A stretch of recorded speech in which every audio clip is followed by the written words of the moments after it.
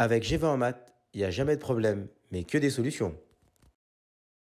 À travers cette vidéo, nous allons voir ensemble comment déterminer une solution particulière pour une équation diophantienne de la forme AU plus BV égale à 1 ou encore AX plus BY égale 1.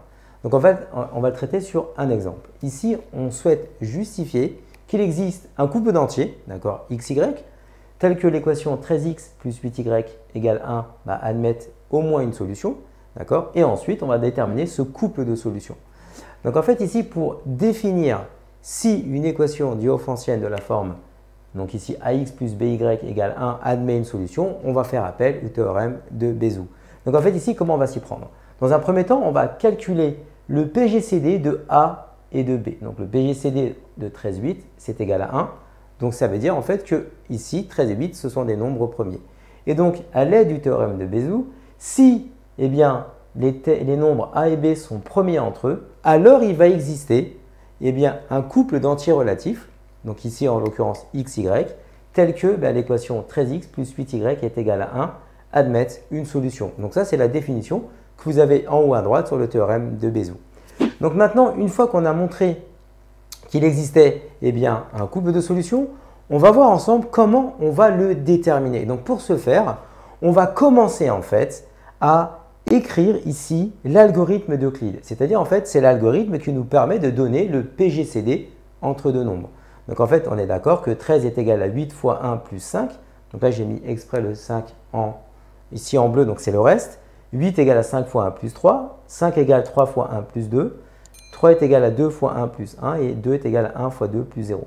Donc là, j'ai simplement appliqué l'algorithme d'Euclide. Donc là, vous avez une vidéo qui vous explique comment en fait on détermine le PGCD de deux nombres. Donc c'est tout simplement ce que j'ai fait ici. Mais pour pouvoir ici déterminer une solution particulière à une équation diophantienne de la forme ici AX plus BY est égal à 1, après avoir ici appliqué l'algorithme d'Euclide, eh bien on va isoler les restes non nuls. C'est-à-dire que comme 13 est égal à 8 fois 1 plus 5, eh bien on va dire que 5 c'est égal à 13 moins 8 fois 1. On fait la même chose avec le reste ici 3. Donc 3 c'est quoi? 8 moins 5 fois 1. Parce qu'en fait j'ai juste à passer le terme à gauche là. Le 2 ici c'est 5 moins 3 fois 1. Et enfin 1 c'est 3 moins 2 fois 1. Donc là vous avez vu, j'ai isolé les restes non nuls obtenus dans mon algorithme d'Euclide. Une fois que j'ai fait ça, eh bien on va remonter l'algorithme d'Euclide en partant du dernier reste non nul. Donc, c'est-à-dire, en fait, on va partir de cette information. On va partir de la dernière, ici, de la dernière information sur l'algorithme d'Euclide avant d'avoir un reste qui soit égal à 0. Donc, je retranscris cette information. 1 est égal à 3 moins 2 fois 1, que j'écris ici. 1 égale à 3 moins 2 fois 1. Et là, ce que je fais, c'est que le 2 qui était ici, eh bien, je le mets en vert. Parce qu'ici, nous avons le reste 2.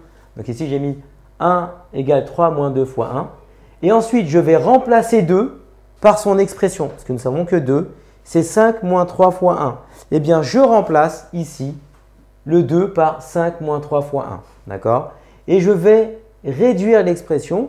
Et en réduisant l'expression, ce qui va se passer, tout simplement, là, le moins 5, il va rester moins 5 ici. D'accord? Et là, vous avez moins par moins, donc ça va nous faire plus. Donc, nous avons plus 3. Mais nous avons à nouveau 3 ici. Donc, nous avons bien ici 3 fois 2 qui apparaît. Et le 3, eh bien, je le fais apparaître en rouge parce que c'était le reste ici que nous avions obtenu dans notre algorithme d'Euclide. Et nous savons que 3, c'est 8 moins 5 fois 1. Eh bien, ici, dans l'expression 1 est égal à 3 fois 2 moins 5, eh bien, le 3 qui est là, je vais le remplacer par son expression qui est ici. Ce qui nous donne ici tout simplement 1 est égal à la place du 3. Je remets donc, on a dit l'expression qui est ici, d'accord, que vous voyez tous. Eh bien, ça nous fait 1 égale 8 moins 5 fois 1 fois 2 moins 5. Et je vais réduire l'expression, d'accord? Donc, dans l'esprit, ce qui va se passer, c'est que ici, le 8 fois 2, on va garder 2 fois 8, d'accord? Et donc là, vous avez du 5 avec du 5, donc on va factoriser l'expression. Mais donc là, ici, on voit bien que nous allons avoir 2 fois moins 5, mais on va encore faire moins 5. Donc, c'est pour ça qu'on a écrit ici que c'était moins 3 fois 5.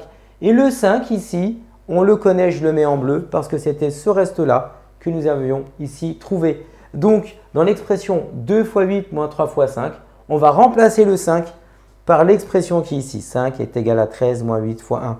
Donc, je reprends l'expression qui est ici et je remplace par la valeur de 5, ce qui va être ici 1 fois 8 moins 3 fois l'expression 5, on le remplace 13 moins 8 fois 1 grâce à l'information que vous avez ici. Et ce qui va vous donner maintenant comme expression, eh bien, le moins 3 fois 13, il va rester ici, moins 3 fois 13. Ici, vous avez moins, ça va nous faire plus, d'accord? Donc, ça va nous faire 3 fois 8, mais vous avez 2 fois 8. Donc, si on réduit tout ça en factorisant, ça va nous faire 5 fois 8. Et là, ce qui se passe, regardez bien, eh bien, si on prend notre équation de départ qui était 13x plus 8y est égal à 1, eh bien, on peut dire que ici, nous avons moins 3 fois 13 et 5 fois 8. Ça permet d'identifier que x peut prendre la valeur moins 3 et y prend la valeur 5 juste par association ici avec cette écriture. D'accord? 13 fois ici le moins 3 plus ici le y remplacé par 5, 8 fois 5. Et quand on fait le calcul, nous avons bien ici que c'est égal à 1. Et donc, à travers cette méthode, eh bien, nous venons de déterminer un couple d'entiers relatifs x, y que nous avons identifié ici qui sont moins 3 et 5 qui permettent de vérifier que 13x plus 8y est égal à 1. Donc ça, c'est la méthode à suivre pour pouvoir déterminer une solution particulière d'une équation diophantienne de la forme AU plus BV égale 1. Comme tu as kiffé la vidéo et que tu veux des bonnes notes en maths, alors tu mets un pouce bleu, tu t'abonnes à notre chaîne, tu poses un commentaire, on y répond sans problème. Ensuite, on t'embarque avec nous sur g20enmaths.com, des exercices corrigés, des détails de ouf avec ça. Plus d'excuses pour pas avoir de bonnes notes en maths. Et bien sûr, rendez-vous sur nos réseaux sociaux.